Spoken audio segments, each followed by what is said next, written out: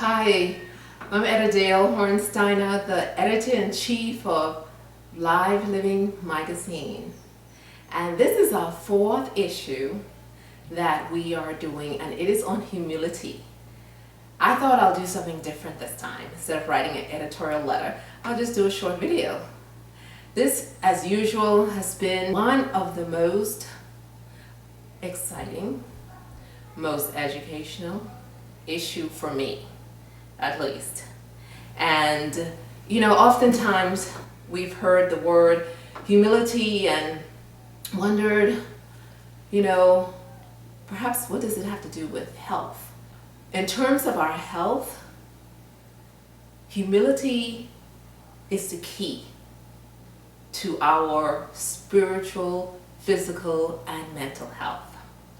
And in this issue, we're going to see how many of the writers actually show us that.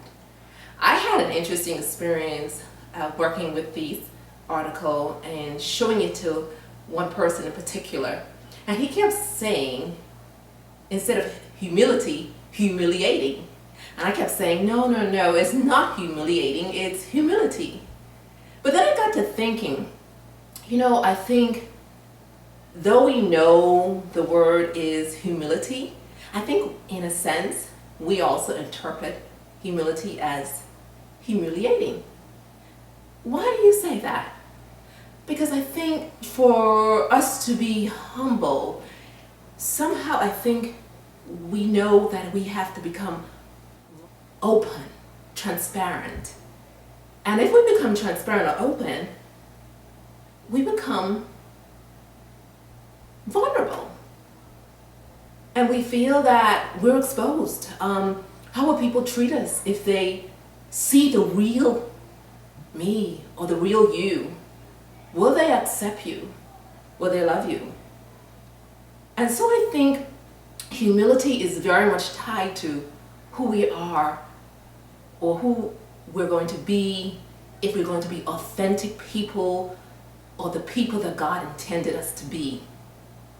And so in this issue, I hope that you begin to connect humility as not something just for the downtrodden or those who are the rejects of the society, but an important characteristic for us believers that if we're going to be authentic individuals, if we're going to be like Christ, who himself humbled himself on the cross for us, if we're going to demonstrate that life as well, then it is too an important characteristic for us. Just like Christ, humility or suffering brought inevitably healing for us, when we likewise humble ourselves, humility becomes the pathway to our healing, physically, mentally, and spiritually. And so as you read these articles, I want you to really look at humility not just as a spiritual characteristic, but also one that will help us live healthy lives also on the physical level.